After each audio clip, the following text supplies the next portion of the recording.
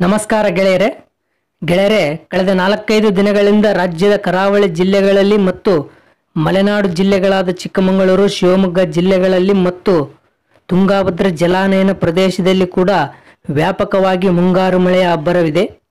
ಹೀಗಾಗಿ ತುಂಗಭದ್ರಾ ನದಿಯ ನೀರಿನ ಮಟ್ಟದಲ್ಲಿ ಗಣನೀಯವಾಗಿ ಏರಿಕೆಯಾಗಿದೆ. ಇದರಿಂದ ತುಂಗಭದ್ರಾ ಡ್ಯಾಂಗೆ ಹರಿದು ಬರುವ ಒಳಹರಿವಿನ ಪ್ರಮಾಣದಲ್ಲಿ ಕೂಡ ಭಾರಿ ಏರಿಕೆ ಕಂಡಿದೆ.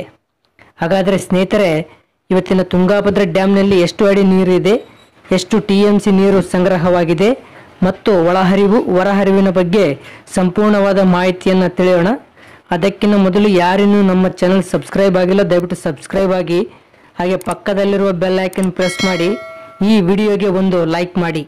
ಗೆಳೆಯರೆ, ಇಂದು ಅಂದರೆ 28 ಜೂನ್ 2025 ಇವತ್ತಿನ ತುಂಗಭದ್ರಾ ಡ್ಯಾಂನಲ್ಲಿ ಎಷ್ಟು ಅಡಿ ನೀರು ಇದೆ ಅಂತ ನೋಡೋದಾದರೆ ಇಂದು 1620 ಅಡಿ 20 ಇಂಚು ನೀರು ಇದೆ.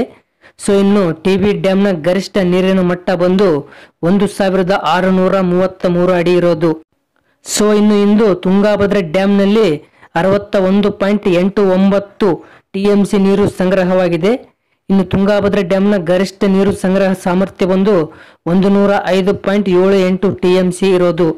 ಸೊ ಇನ್ನು ಇವತ್ತಿನ ಇನ್ಫ್ಲೋ ಅಂದರೆ ಒಳಹರಿವಿನ ವಿಷಯಕ್ಕೆ ಬರೋದಾದರೆ ಇಂದು 60,023 ಕ್ಯೂಸೆಕ್ ನೀರು ಒಳಹರಿವು ಆಗ್ತಾ ಇದೆ. ಸೊ ಇನ್ನು ಇವತ್ತಿನ ಔಟ್ಫ್ಲೋ ಅಂದರೆ ಹೊರಹರಿವಿನ ವಿಷಯಕ್ಕೆ ಬರೋದಾದರೆ ಇಂದು 200 ಕ್ಯೂಸೆಕ್ ನೀರು ಹೊರಹರಿವು ಆಗ್ತಾ ಇದೆ.